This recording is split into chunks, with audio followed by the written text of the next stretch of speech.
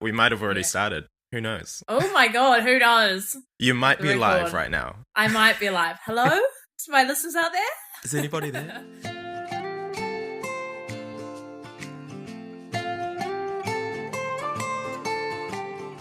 Kia ora, and welcome to another episode of Broadway and Other Kiwi Dreams, a podcast exploring the lives and minds of theatre practitioners in and around the Aotearoa performing arts industry. My name is James Shearer, and I am so excited to be joined by the wonderful Liv Parker for today's episode. Liv is an actress and comedian and has done so much in the industry, including theatre, TV, film, amongst a whole range of other things. In this conversation, we talk about Liv finding her voice, growing up in a family of extroverts. We journey through Liv's wide-ranging career in theatre, TV, and film. And of course, we dive into her deep love, borderline obsession, with Twilight and Harry Styles. So wherever you are, whatever you're doing, enjoy a conversation with Liv Parker on Broadway and Other Kiwi Dreams.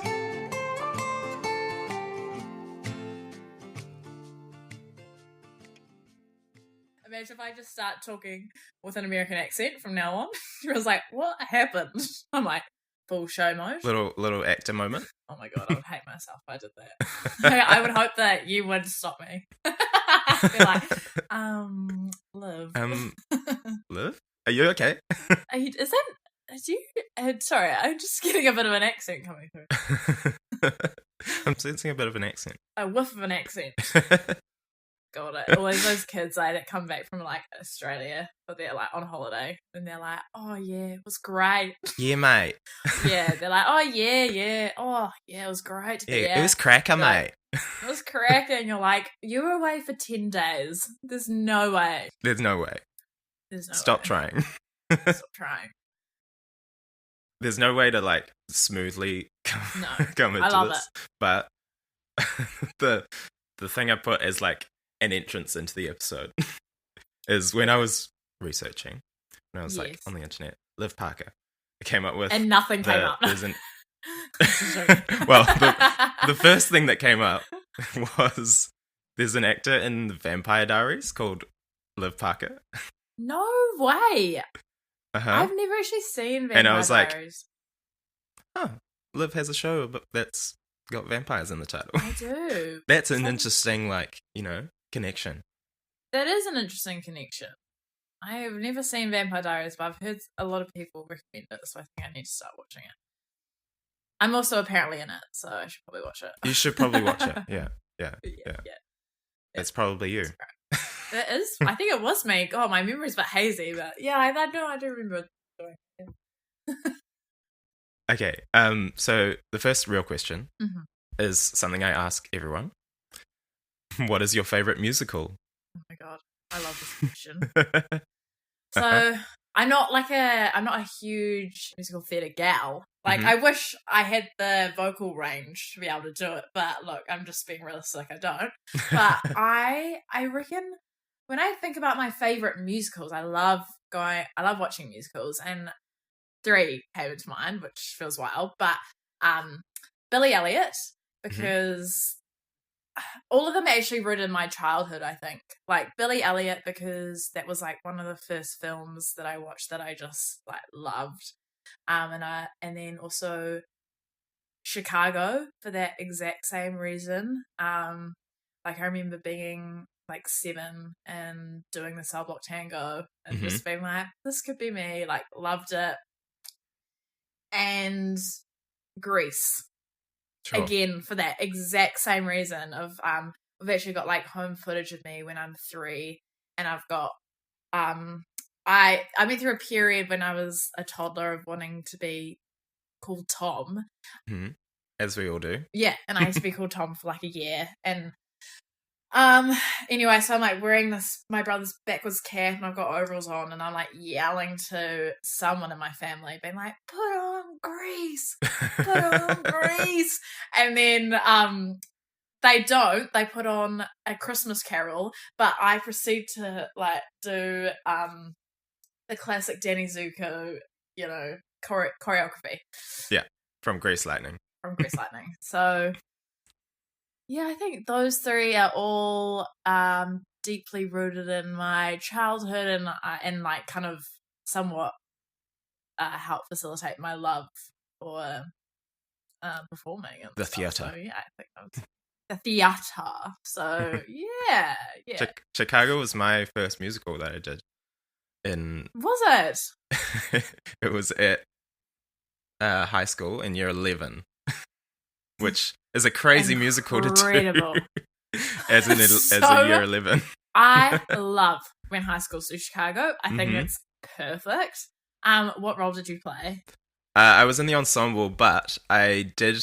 Perfect. I was in Salvok Tango, where it's Velma's husband, and he's like having an affair. Yep. And he does the spread eagle move. You were simply the star of the show. Simply, yeah. But as an 11-year-old, literally holding someone upside down as they do the spread eagle. That was me. That's iconic, to be honest. Yep. Like, that's incredible. And the way they staged it is they had the performers going like down the aisle as well as on stage. So I was a year 11 in the middle of my school hall, like in the aisle, surrounded by all my classmates. It was amazing. I was going to ask how that experience was, because I would say it would either be 1 traumatic or 2 amazing. So it was what I'm glad got me into musical theatre. Oh my god, that makes me so happy to hear. I love that. Yeah. It's so funny. Like, I also just love High School Musical theatre in itself as a thing, but the image of just the girlies doing the cell block tango, like, oh god, it's perfection. And I hope that one day I will get to do that. But there's always it's time. a lifelong dream. Yeah, it's a goal. So we said you grew up in Christchurch, and I don't know if the podcast caught that when we were talking, but you grew up in Christchurch. I did grow up in Christchurch, yes. Yeah. And did you do any like kind of official acting stuff? Like we said, you performed as a kid, but did you do any classes or anything? Yeah, for sure. So I did original scripts, which I believe you've talked to Holly before, hey? Yep. And so I joined, so my brother joined original scripts when he was like 5. Right. And he's 6 years older than me. So a lot of my childhood was like going to those plays, and from like, since I can remember, going to plays. Also, I did ballet with my sister and my brother as well from when I was like 3. And so a lot of my memories are like either, I performed in those huge ballet recitals, which, oh my god, my poor parents and my dad recorded the entire thing. Like, it's so incredible of him. Like, just all the our home footage is just like hours of like ballet footage and like children in plays. Yeah. Like, which is kind of amazing. And then my eldest brother plays rugby, so like in the rugby games. So like a completely different, field of interest there. But so he did that, and then I think I was like 6 or 7 when I started at Original Scripts. And I used to do Kids Fest every year, and I remember going to the shows and being like, God, I want to do that. I want to do that so bad. And so, maybe I was like 7 when I joined. That was like my life for up until high school, really. Like, I just loved being part of Original Scripts, and I eventually became a part of the youth company there, which was a youth company that Holly Chapel Easton and Tom Easton set up. And so that was so awesome, and I really feel like Original Scripts and that youth company like fostered my passion. Made me realize, oh no, I want to do this like all the time. And so a lot of those kind of classes and doing shows growing up, and then like before that, I guess you could always tell that I was interested. Like, we used to go on family holidays every year to Nelson, and every year myself and my brother would do, and our family friend Madeline would do a show, which we would actually charge people to come and watch us in the show. Amazing. Which is so funny, like $2.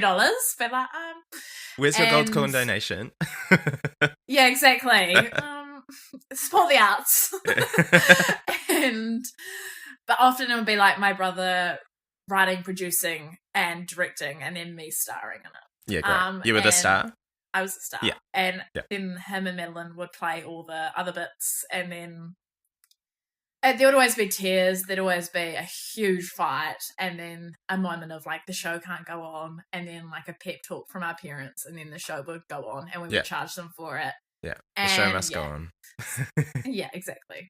So yeah, I guess to answer your question, a lot of performing from, when I was younger, and and then like I met some of my best mates at Original Scripts, and who still to this day like I love so much, and yeah, I used to do those like home performances as well, like basically every Christmas, and I would be the script writer, but I would also probably be the star because my siblings. Because why not? Because my siblings were like, "Why are we doing this?" Yeah, I love that. Yeah, I love that. That's where my home videos are. Is the Christmas shows. I love home videos, and watching other people's home videos, it just makes me so happy.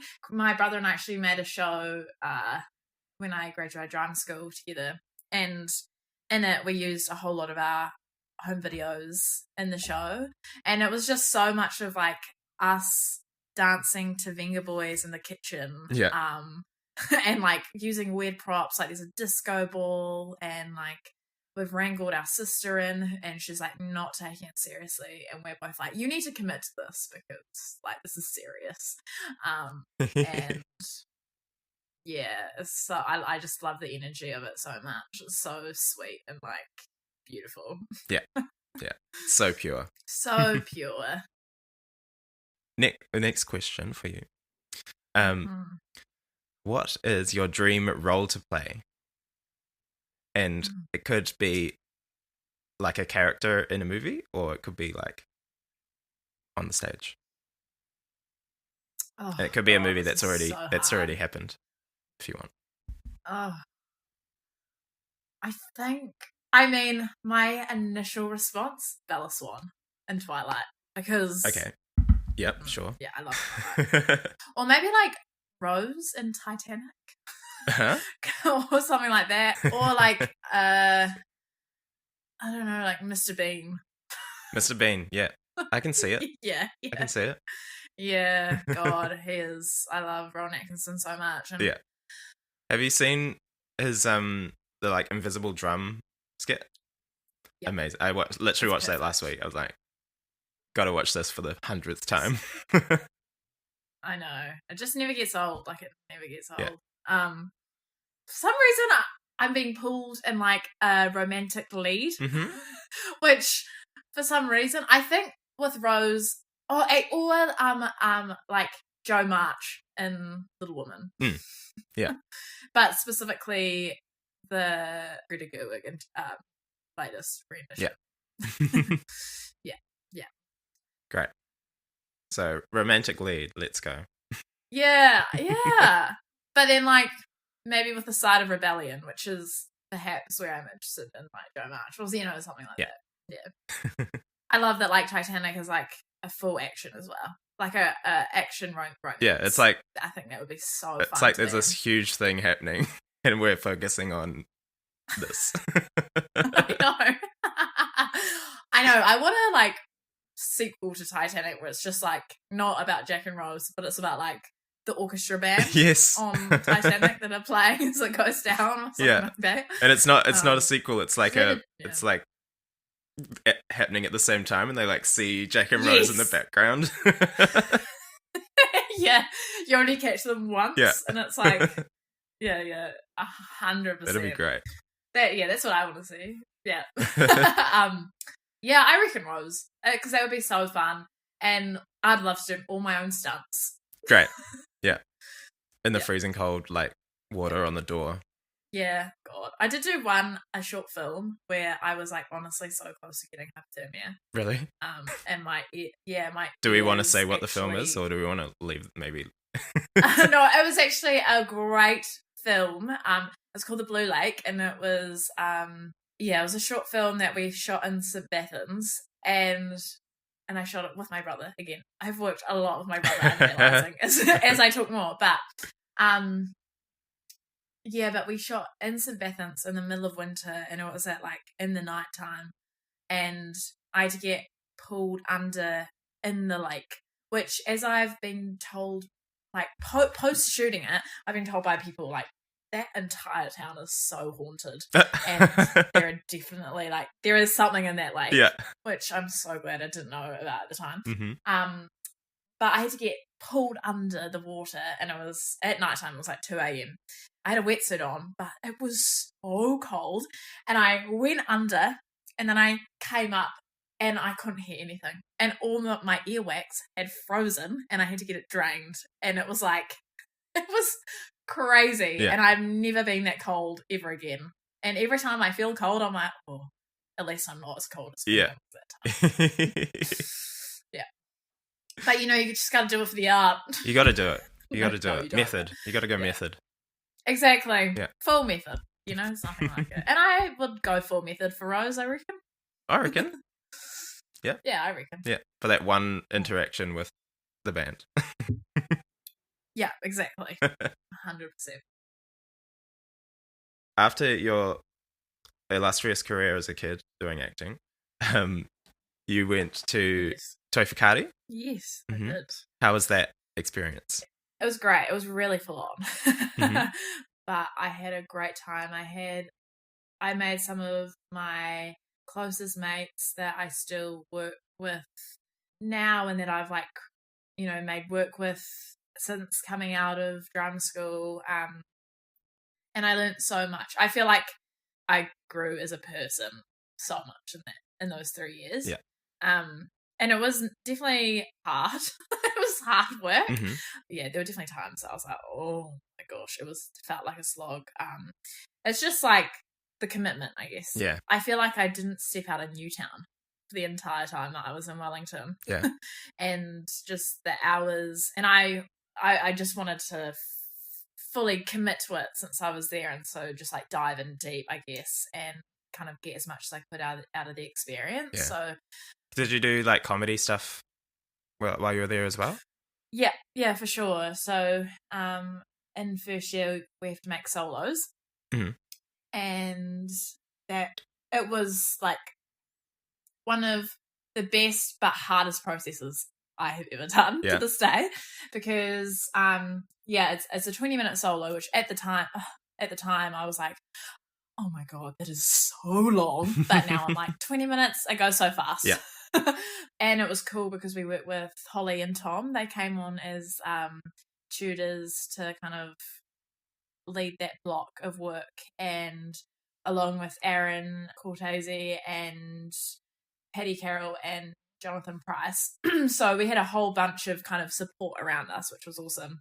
Our class were pretty chaotic. Like, we had quite a full-on energy, which I loved, and we were a pretty loose class, and some really incredible work, I feel like, came out of that. But it was a gnarly process, and within that process, I saw Trygve Wakenshaw. Have you seen any of Trygve's work? No. He did a show. He's like this incredible clown, and he did a show called Kraken, which I saw in the Buskers Festival, I think. Yeah. Holly actually told me to watch that show, I think because she knows me so well as a performer.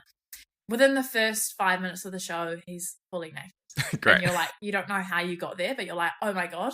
I remember he does this one bit where he's a bird, and he's feeding a baby bird, which is also who he plays, and then he's like, oh, it's quite surreal and absurd, and it just keeps growing and growing and growing to the point where he's like shitting on the bird. I don't know, like, it sounds hectic, but it's like incredible. And I was watching him, like, oh my god. And I kind of left that show and I was like, I wonder if I could do that, or like a version of that, you know.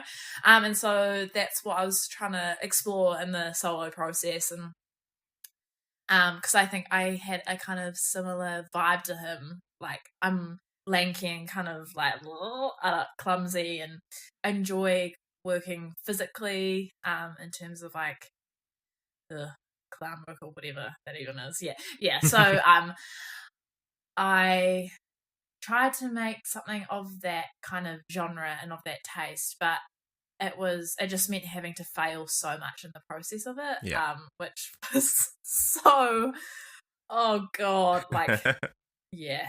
Especially in like the first year of your study, like having to fail over and over. It's like, do I actually want to do this? Absolutely. I had a existential crisis every day of that block. But I guess that's also part of the reason why I guess like I cherish the people. You know, you go to school with the same group of people, you stick together as like a cohort of people throughout the 3 years, and so you've been through so much together. So I guess that's why I really cherish so many of my relationships with those people, because they were the ones that were watching me absolutely do some, I don't even know if you'd call that work or what you would call it, you know, do some of like my most embarrassing and vulnerable. They've seen me at my most vulnerable, I guess. Yeah. And so, so we'd show stuff together, and I was just kind of prolifically making sketches and trying to figure out what the thing was. And I remember one of my we do showings every like couple of days. And because Holly knew me so well, she knew that I'd done a lot of devising work with her, with the youth company and with Tom, and she knew that I could generate stuff quite fast. And so a lot of my process was just generating heaps of material and then trying to figure out what worked, and then trying to throw that. But like one of my showings, oh god, it was so bad. I ended the entire showing covered in tomato sauce. Like I was covered in tomato sauce, and not in a funny way. Like it wasn't. Yeah, exactly. Like that's where it got to. That's how unhinged I was.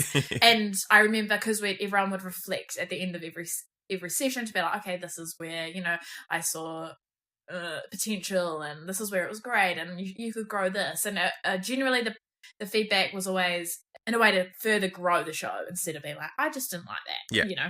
But at the end of that showing, it was silence. Like it was pure silence. And then one of the I'll never forget, one of the tutors who was doing the lighting, she was like, oh, sorry, the smell of tomato sauce makes me feel really sick, so I just have to leave. And I was just like, no, and I just cried in front of everyone. Holly was like, how do you feel? And I was like, I feel deflated. Like, I don't know what I'm doing. I feel like a failure. But, you know, believe it or not, I actually managed to create a somewhat fun show, and it got there. It was just perseverance and testing in front of people and humiliating myself, but then finding the thing and being able to enjoy it with an audience by the time that, you know, it got to it. So but it was just so a lot of those kind of processes, just like feeling like I was gonna break into two pieces, and then performing and being like, that was electric, and forgetting all about it, and then doing it all over again, you know? Yeah. That was the best process I've ever done. 100%. God, I loved every single moment of that process. And then, I don't know, I feel like an experience like that really bonds people together. Like, I remember after doing my show, one of my closest friends, Tess, like, came out crying. And she was like, oh my God, I'm just so proud. And we were all crying. It was so beautiful. But, like, you know, obviously all the emotions are so heightened at drama school as well. And it's just lent into it, you know? Yeah, great. The drama school was hectic, but fun. To sum up, in summary. In summary, hectic, but fun. Moving into your career after exiting the drama school. Yes, after leaving the trauma. Yeah. Yeah. We're going to jump around because you've done so much. Right. Oh, that's nice. That doesn't feel like it, but it's where I was. Hey, you look at your resume, which I did. There's a lot there. It's funny because a lot of them are like, I'm like essentially an extra. Hey. But I'm like, Add it to the resume. Yeah, exactly. Background actor number 2. So first thing is Sibs, which we've already kind of touched on. Which was that your first show that you've devised? Apart from at drama school?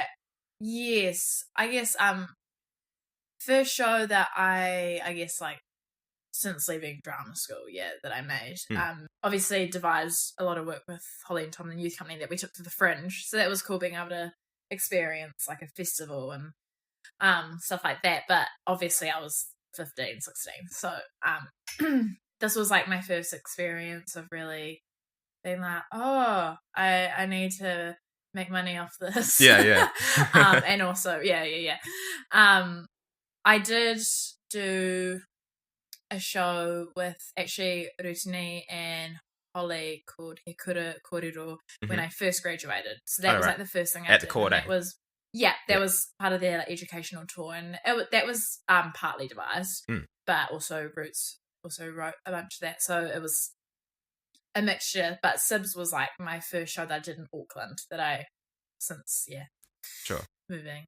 I pretty much was living in Christchurch post He Kura Korero, and I went up to Auckland I had a recall for an audition for a film, and while I was up there, Chris, my brother, was there, and he picked me up, and then he was like, oh, so what have you been up to, you know, after the show? And he was trying to convince me to move to Auckland, and I was like, at the time I was working at Chipmunks. Great. Which was as bleak as it sounds. Like, I applied for it because I was like, I needed just I need money, and I was like, Chipmunks. I used to love going to Chipmunks when I was younger. Like, this might be fulfill some kind of childhood dream of mine. Yeah. But nah, it was so bleak. Yeah. Like, a lot of my shifts was just sterilizing the playground with a spray and wipe. Yeah. While kids were still playing in it, and I'd kind of be there, like this 21-year-old, like wiping down surfaces, and then like a 5-year-old would kind of like swing by and be like, hi, and I'd be like, hi, and just being like, what am I doing? What am I doing? And so, I told him, and he was like, no, Liv, no. And so he got the ball rolling. Yeah. And he was like, we're going to make a show together, and it will help you move up to Auckland, because I knew that I wanted to move up. So I just kind of struggled with the idea of moving up into nothing. It gave me so much anxiety, so it was nice to have something to focus on during the period of transition as well. So and making that show was so fun. Together, and I loved performing with him, and it really took us back to our childhood. I was going to say, like, as those family shows that you did that he wrote and you starred in, like, it's back to that. And it's quite funny, actually. Like, we really subconsciously slipped back into our dynamic of when we were younger, of me, I guess, clowning around and just being a bit like, I don't know. I was like fresh out of drama school as well, so I was just kind of like, oh god. And he is like, he admits it. He loves to control a little bit, especially when it comes to me in terms of like being in the rehearsal room and be like, oh, I guess just having more of a stronger voice. And also because I was so fresh, I was just like, I don't really know what I'm doing. And so it was funny how we reverted back to our kind of dynamic, which was fun. But then also at times we were like, oh god, I think we need someone else in the room to kind of help us navigate what the show is. And so because we were making it, you know, as we were going, and we were devising it and writing it, and so our friends Ella Gilbert and Samuel Austin came in and helped us, and that was so fun. And I went to drama school with Ella and Samuel. They were the year above me. And I always really admired them and was friendly with them at drama school. But I feel like Sibs really helped foster like the close relationship that I have now with him as well, which was so nice. Well, it's like one of my favorite ways of making friends is doing work. So I just feel like you get to know someone so well through the process of like making work. So so Sibs was awesome, and it was just like an awesome way to meet people through work. again, for people to be able to meet me and then in the industry and then also be like, oh yeah, I've seen you in this and have something to talk about and yeah. Yeah, totally. It's funny when I was like looked up Sibs and I found a New Zealand Herald article about it, and one of the quotes in it was, Chris has magnanimously decided to share the stage with his little sister. And then I looked up the word magnanimous. What does that mean? Generous or forgiving, especially towards a rival or less powerful person. Oh my god. Furious. I was That like, is oh so my funny. god. I don't know if they knew what that word meant or... They're like, yeah, they just grabbed the dictionary up. They're like, that's a great word. Put it in. They took out the thesaurus for like... Or they just met me in the interview and hated me. They were like, God, she would be awful. Yeah, Chris, he's so magnanimous. That is so funny. Yeah. Well, what can I say? It was the process of that was like so fun because we could just like also talk to each other so honestly. Like, yeah. I feel like siblings just have like, you just have a kind of bond where you just know at the end of the day you're always going to be there for each other. So, we could just be like, nah, I don't like that idea. Yeah. And it's nothing personal, you know? Yeah. Which is quite a fun way to work. So you just cut through all the BS and you're like, okay, what is it? What are we doing? Yeah. Yeah. And it's nice because we both have similar senses of humor, I think. So, but yeah, we were just like, what will be fun for us to make? Like, what will we enjoy performing? And then I think the audience will enjoy coming on that journey with us. Mm-hmm. Hopefully. Yeah. Fingers crossed. Yeah. Back on the touring show for a sec. Did you enjoy the touring aspect? Absolutely. How long did you tour for? Like maybe 3 weeks. But we were going across schools all in Canterbury, so it was a fun tour. But then it wasn't the sense that you were like going to a different place. Yeah, you kind of went home. Every night. Came back home at the end of the day. But it was awesome, and that project was so cool to do because I really felt like I was doing the thing that we were trying to encourage kids to do. Of I guess just having the confidence and the courage to speak te reo more in your day-to-day life and learning through doing it, and you know, sometimes maybe slipping up, but you're actively trying to do it more, and just so it was cool to be able to do something, like feel like I was genuinely doing the thing that I was trying to encourage people to do. But then also it's funny because like performing to kids is like you're never going to get a more honest audience. Yeah, absolutely. And I asked that because I did the New Zealand Playhouse tour. Yeah. And like that it's the best like crash course in big acting. Because you have to keep their attention. Yeah. And it's like in like presence and like in your stage presence and like your charm as a performer, I think, because kids turn on you so fast. Yeah. Because also I think they can smell fear. Bullshit. and fear. Yeah, exactly. And so I guess the nice thing was that I had a comfort in performing to kids because so much of my work at Original Scripts, we do Kids Fest every year, which was like just performing to a whole audience of kids and like having to be okay with them just honestly talking over you the entire time, being like, okay, how can I, you know, get your attention? How can I captivate you? Like, I'm not going to give up on you. Don't give up on me, kind of thing. But yeah, there were definitely a couple moments in the show with Hikura Korero that you're like, oh God, this is ruthless, you know, because just being like, I'm bored. Yeah. And you're like, okay.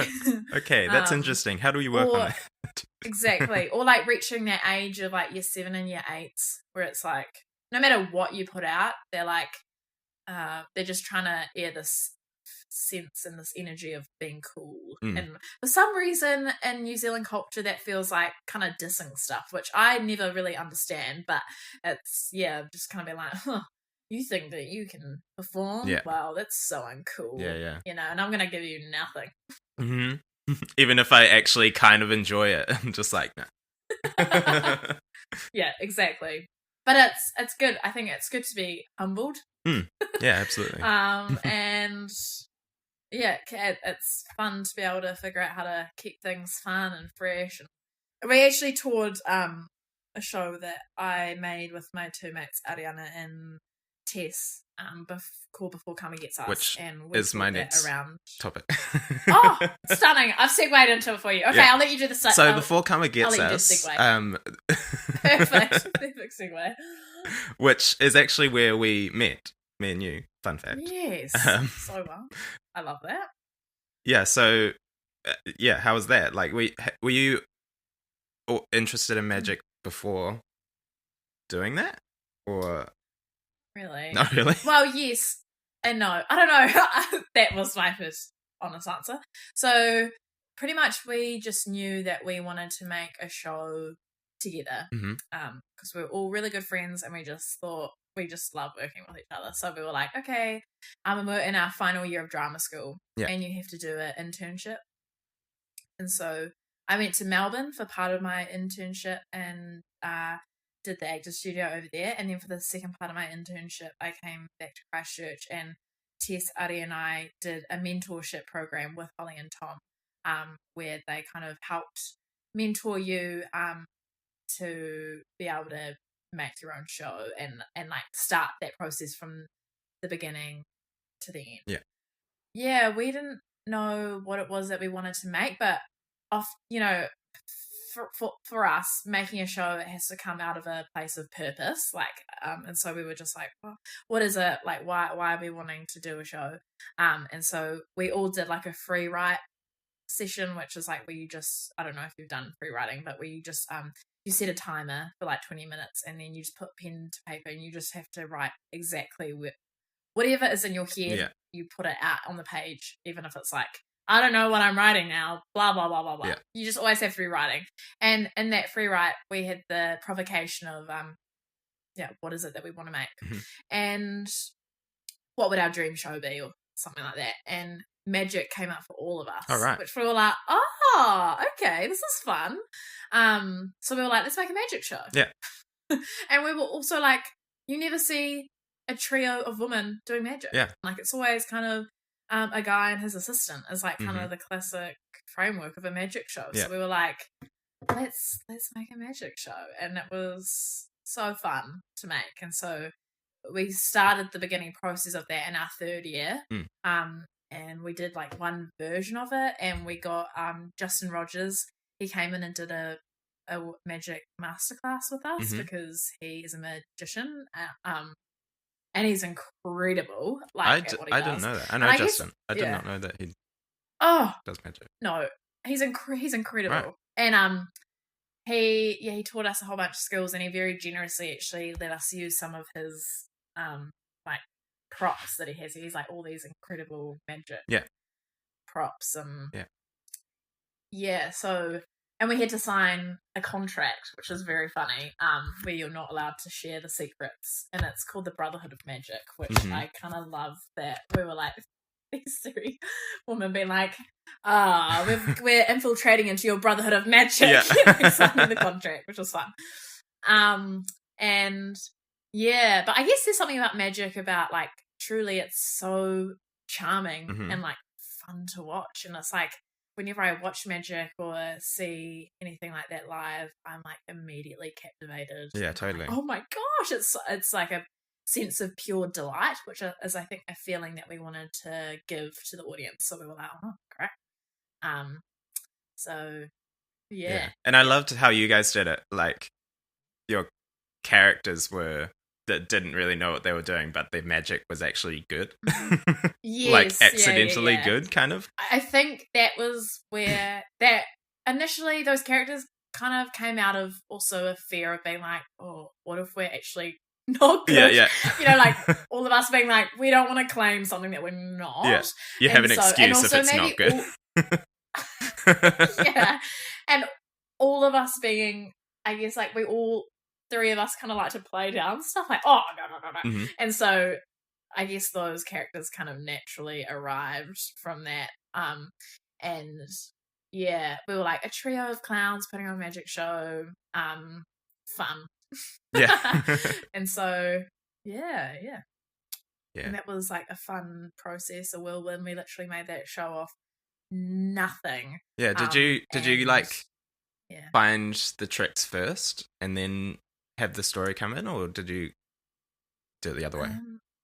Or was it kind of... Yeah, we did have a mixture of both. Yeah, because we've had some of the tricks that Justin taught us, and then we made some sketches that had nothing to do with magic, and then we kind of figured out a way to blend. And our friend Patty ended up coming on and helping us direct, because we got to a point where we're like, we need a third eye or an outside eye, because we were like, we wanted it to feel slick. We wanted it to feel chaotic, but we wanted it to feel within the chaos, it to be slick. Yeah.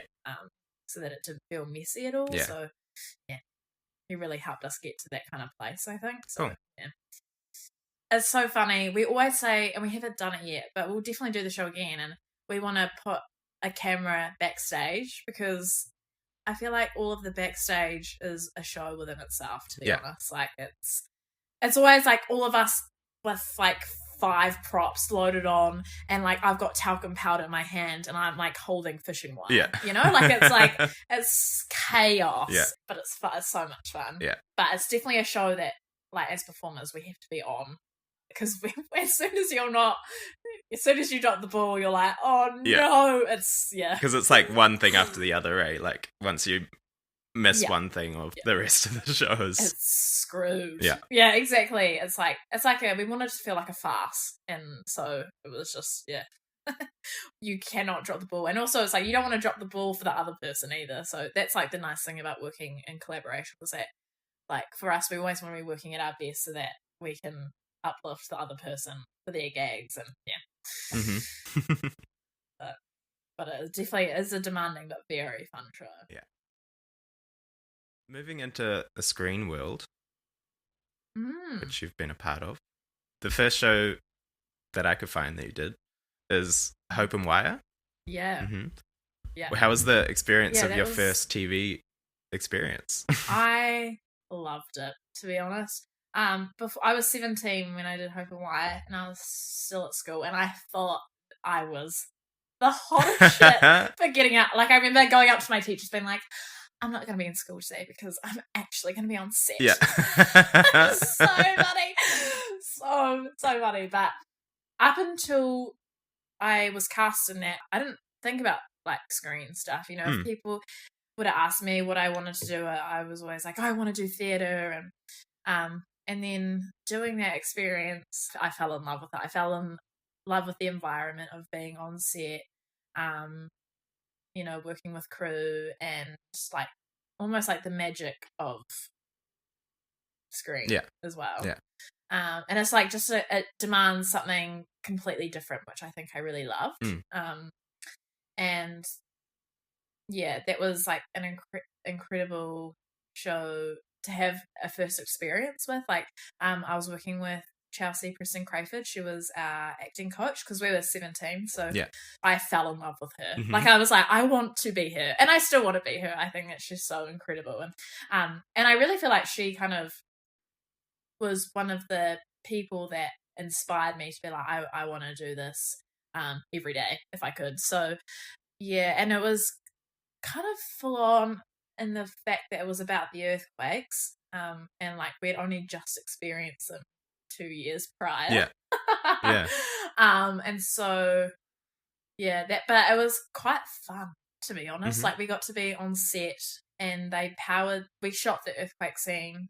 I know that the show was quite controversial, especially for Christchurch, because I think like the wound was like quite fresh for a lot of people. And so yeah, but the experience of doing it was, I had a lot of fun, and I think also I was so young, like I was 17, and I was just kind of like, whoa, and so new to this world and was like loving every moment of it. And I couldn't believe that I was getting paid for it. I was like, this feels like a prank. Yeah. Like I felt like I should be paying for being there. Yeah. So being able to like be on the set, they like created this whole set that was like powered by a digger to get like the magnitude of the shake. Yeah. And we filmed in the red zone, and it was I loved the experience of shooting it. Yeah. Cool. And it wasn't until later that I realized like what incredible, actors were. I was like working alongside, and yeah. Like Bernard Hill and Rachel House. Yeah. I mean, I never met them, but like my role was actually quite small. But like, you're like, my name's alongside them. No, exactly. Well, I got to like watch the show and be like, oh my god, and Miriam McDowell and like all these incredible names and people in the industry that but even just being able to learn so much from Chelsea and Gayleen, and it was amazing, and it definitely like kickstart my like interest into screen and wanting to do more of it for sure. Yeah. Another one that you did is Wellington Paranormal. Yeah. Yeah.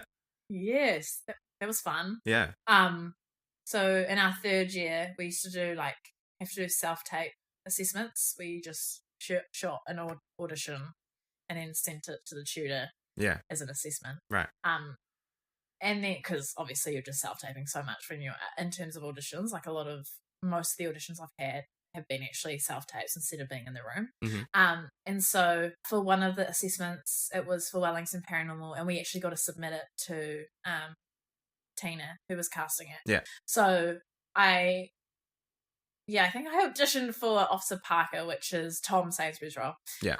And then it was actually through that audition tape that I managed to get a role, but the role was so small. Like I literally was running out of a bush going, there's a wolf, who my friend Anna Scotney was playing, which is so funny. But then I got to come back for season 2 and do a different part, which was so fun, and got to improvise a little bit with Karen and Mike. And like again, so small, but it was so fun to just be on that set and like learn so much and have fun improvising. And that was like the first time that I got to meet Jackie Van Beek, and so it was cool. It was fun. Yeah, awesome. Did you meet Taika or Jermaine? I met Jermaine. Yeah.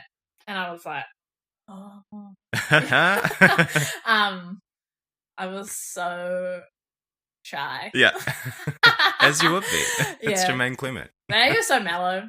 Yeah, he was so mellow. I mean, I loved Fly the Conchords growing up. Yeah. Like, I knew all of their songs. Like, my cousins and I, we used to go on holidays, summer holidays together, and we would just play their tape the entire trip and just, like, sing the songs. And so, and he actually did a plug for Sibs, and I lost my mind at that. Yeah. Which was really cool.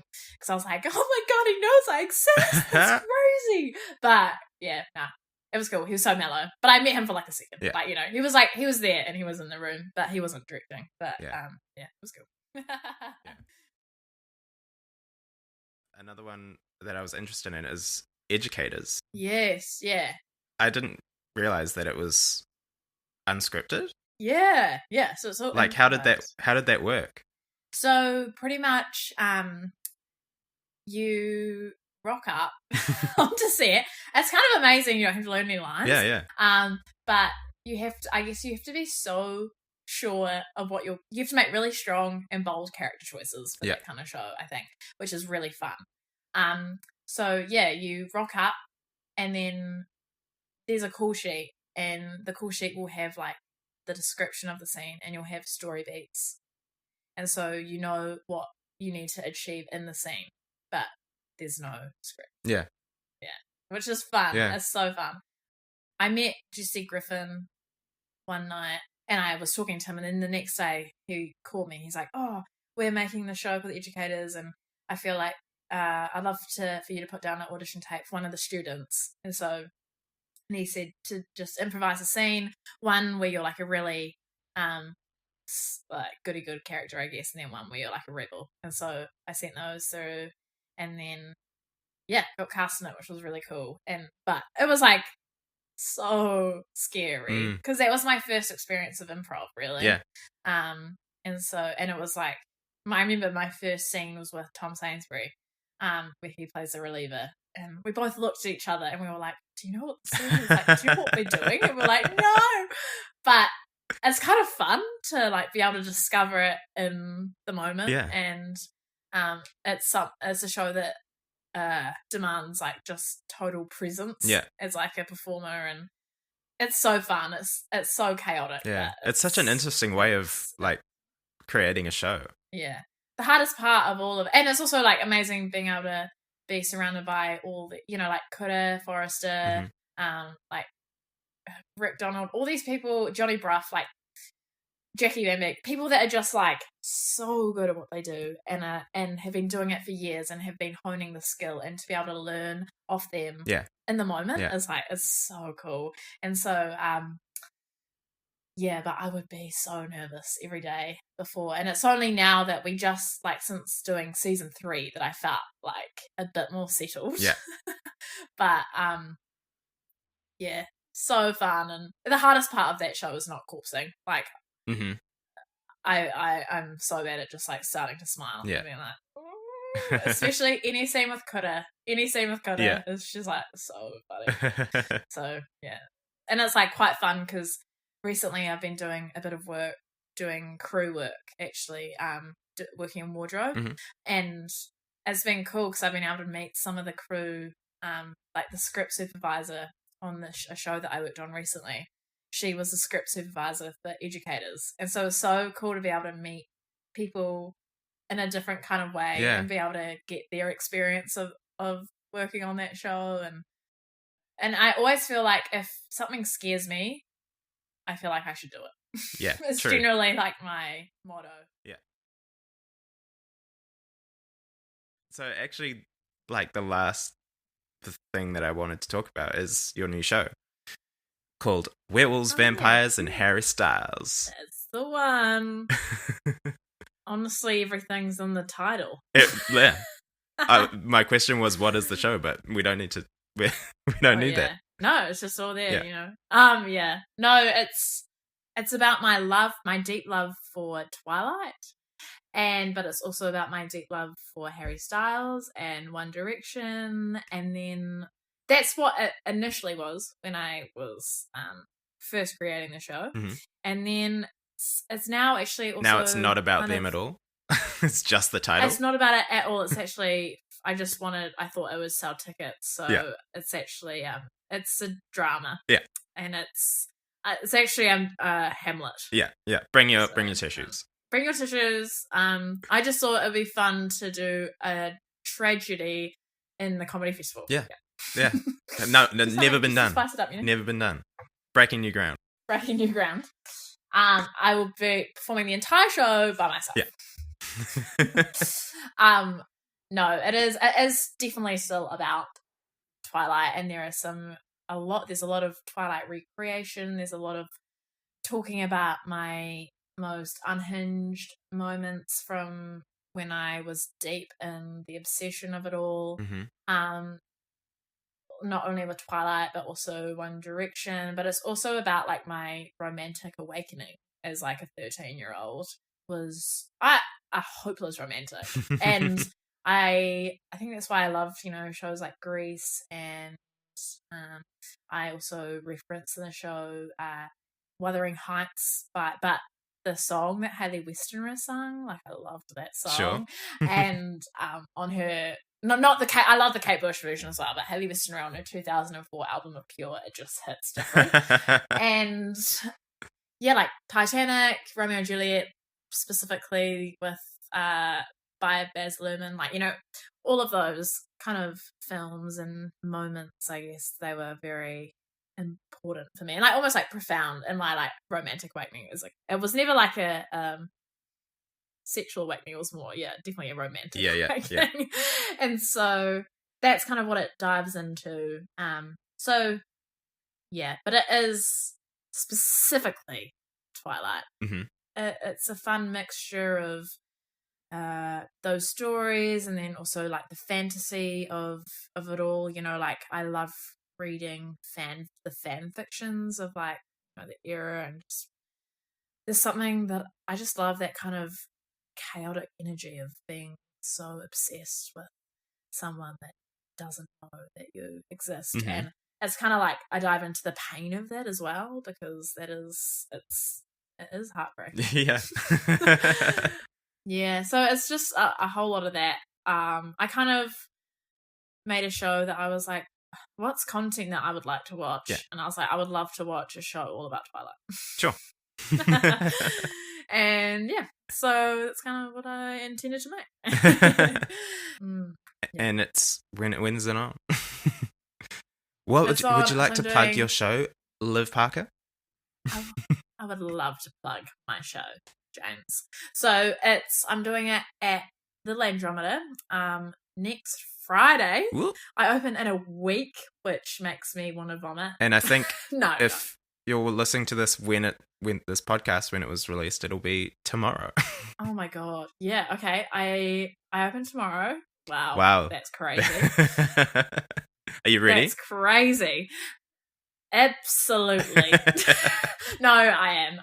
I'm definitely in that part of making where it's like it's chaos, but in like a fun kind of way, Yeah. So 12th and 13th of May at the Landrometer, and then I'm on the last week of the Comedy Oh my god, Olivia speak. Comedy Festival in Auckland. So the 24th to the 27th of May at the Basement Studio. Woohoo! Come along. Yeah, come along. It's my first time in the comedy festival, so it'll be fun, and there's so many fun shows that are going on. So yeah. Have you got anything else that you're working on that you want to talk about? Nah, not really. That's like, the show is really consuming my life at the moment. Every part of it. And then after the show, I'm going on a gorgeous trip to Europe. Gorgeous. Where are you going? Oh, we're going a whole range of places. I'm going with my boyfriend, and we're going to London and seeing a few friends there, and we're traveling to Italy, traveling to Paris, we're going to Greece. Oh god, I can't wait. So yeah, it's gonna be fun. We're gonna be there for a month. It's gonna be a nice way to just, I think, relax after. And also traveling is quite stressful though, so also be able to keep a little bit of the edge. But but you won't have to think about a show. But no, I won't have to think about a show for a little bit, which would be nice. Yeah. And then after that, nothing. So honestly, if you're looking to hire me, go ahead. My books are open. Get into my DMs. Yeah. Get to our DMs if you want to cast me as your next romantic lead. Yeah. If you happen to be doing a sequel that's not actually a sequel to the Titanic, then call me. Yeah. Maybe that's what I'll be doing when I come back, writing that. Yeah. Watch this space. Watch this space. Well, my last question is because this podcast is called Broadway and Other Kiwi Dreams, related to performing and acting and stuff. So my question is, what is your Kiwi dream? Oh gosh, this is a great question. Thank you. This is a hard. Wrote it myself. Yeah, so good. I think my Kiwi dream, being able to oh god, I'm off to a terrible start. Being able to sustain myself in this industry financially. I would love to. My dream would to never be able to never have to work another retail job again, part-time, but also I guess just to be able to continue to push myself and to continue to work in this industry with more people that I admire and can learn from, and do more screen work, create more shows that feel delightful and joyful for people to watch. And I don't know, I just think to be able to keep doing what I'm doing and see how far I can push myself, I guess, and maybe go work internationally at some point would be amazing. Just to be able to work every day and financially support myself, not have to stress about rent. Yep. That's a dream. Not have to stress about rent and also be just doing this for work every day. God, I'm absolutely rambling and bumbling around this answer, but I guess that's it, somewhat. I don't know. Just doing it. Dream is doing Just doing it. The dream is doing it and working with more people. I just love working with people, I think. So doing it and working with fun people and creating stuff that feels fun and inspiring. That's it. Yeah, it's nice to be able to think about that, I guess, because I'm not really a goals person. I feel like I kind of stopped making goals because it kind of made myself feel worse about myself, because I keep seeing the year and be like, okay, cool, I did not do that. I did not do that. But they were never really in a sense of, reality. It would always be like, be cast in a feature film in LA. And it was like, no, it's never going to happen. Hasn't happened yet. In 2014. But yeah, but it's nice to be able to reflect on that and be like, what is it? Yeah. Well, you're welcome. Yeah, thank you for that. And also actually feel mentally stable as well, I will add. Because, to be able to sustain happiness while doing it. Like, working hard, but feeling good. Yeah. Working hard, feeling good. That's the dream. Working hard, feeling good. Yeah, because sometimes it can, I can work hard and not feel so good. Actually make myself quite sick. Yeah. Maybe just be able to relax a little bit more. That's the Kiwi dream. By leaving Kiwi land and going to Europe. Yeah, exactly. The Kiwi dream is to move to Tuscany and drink wine. Yeah. What a great dream. That's where I'll be. That is a great dream. That is my Kiwi dream. What's your Kiwi dream? I want to know more about your Kiwi dream. My Kiwi dream was the same. it's doing great. Not having to do hospo and but also this podcast is a dream as well. Yes. Yeah. I love that. Yeah, it's like so good. The reason I stopped for a while was because I was like setting deadlines for myself. Like, I'll have this one done by this point and I'll release it. And it was just like, once I didn't do that one time, it was like, oh, I've failed at it. So now I'm just like, I'll record it and I'll release it when I can. And like, I'll do it that way. And it's actually a lot better. That's so great. Isn't it so funny, like, the pressure that we put on ourselves? And then, like, as soon as we don't live up to that, like, really high standard, it's like, I'm a failure. Yeah. I'm so bad at doing literally. that. I've just been like, I suck. Yeah, and then it's like, oh, I might as well fail at the rest of them. I know. But then it's so funny because I would never have that kind of high standard of, like, my friends or anything, to be like, why do we have it on ourselves? I know, truly. Oh, that's so cool. I'm so glad you're doing this. So fun. It's such a fun way to get to know people. And it is. Yeah. Yeah, I love it. Keep living your dream. We are both living the dream. We're both living the dream right now. We should be really proud of ourselves. And I can't wait to work with you soon. Oh, yeah. And tomorrow. Actually, today. I'll see you today. Yeah, see you today. I'll see you at the theatre. Yeah. Well, thank you, Liv, for coming on the podcast. This was amazing. Thanks for having me. Of course. Thanks for letting me ramble. Anytime. Myself. You can ramble all you like. So fun. I love to ramble. Yeah. As we've established. As we have. As everyone knows. Yeah.